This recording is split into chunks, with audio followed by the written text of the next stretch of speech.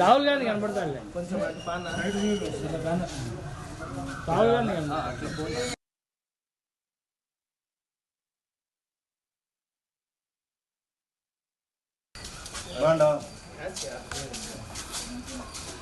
ఇట్లా ఇట్లా ఇట్లా చూడండి సార్.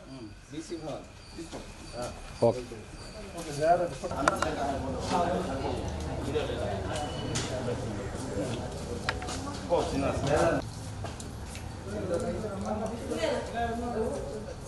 बेटा बैठ जा बेटा बैठो नहीं तो लास्ट में दे दो ये बच्चे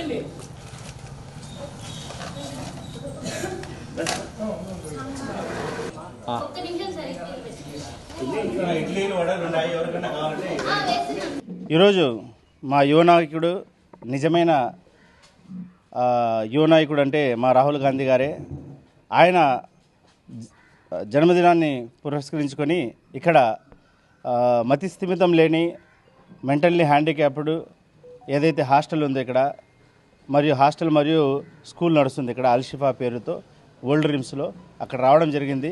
పిల్లలకు ఆహారం ఈరోజు ఉదయం అందించడం జరిగింది. ఆయన అంత గొప్ప స్వభావుడు,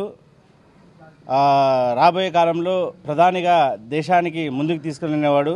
అటువంటి గొప్ప వ్యక్తి పుట్టిన సందర్భంగా ఒక మంచి కార్యం చేయాలనే ఉద్దేశంతోనే ఇక్కడ మేమందరం రావడం జరిగింది. ఇక్కడ చూసే ఫిజికల్లీ హ్యాండిక్యాప్డ్ ఉన్నారు పిల్లలు మరియు మెంటల్లీ హ్యాండిక్యాప్డ్ ఉన్నారు. అంటే మెంటల్లీ ఉండి కూడా మళ్ళీ ఫిజికల్లీ కూడా ఉన్నారు. అటువంటి పిల్లలకు సేవ అందించడం మాకు చాలా సంతృప్తి కలిగిస్తుంది.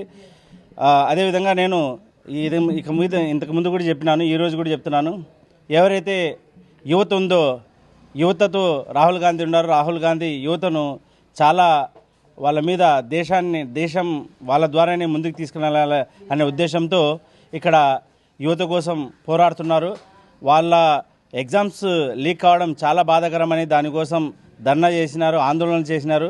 అదేవిధంగా వాళ్లకు ఉద్యోగాలు దొరకపోవడము అది చాలా దేశ ప్రగతికి తూట్లు పడే విధంగా ఉంది. కాబట్టి దేశ ప్రగతి కావాలంటే యువతకు మంచి ఉద్యోగ మరియు స్వయంగా ముందుకెళ్లే విధంగా వాళ్లకు ఏదైనా వనరులు ఏర్పాటు చేయాలనేదే రాహుల్ గాంధీ గారి విషయం. కాబట్టి కడపలో ఉండే యువత అంతా ఈరోజు కాంగ్రెస్తో కలిసి రావాల్సిన అవసరం ఉంది.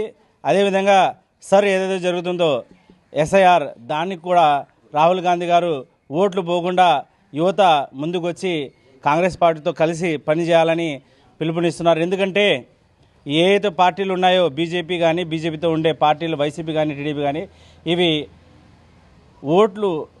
ఓటుదారులకు ఓట్లు లేకుండా చేయడం వీళ్ళ స్వభావం. కాబట్టి దాని నుంచి బయటికి రావాలా. రాబోయే కాలంలో అన్ని విధాల రాహుల్ గాంధీ గారు మనకు తోడుగా ఉంటారు యువతకని మరీ తెలుపుకుంటూ జై హింద్, జై కాంగ్రెస్.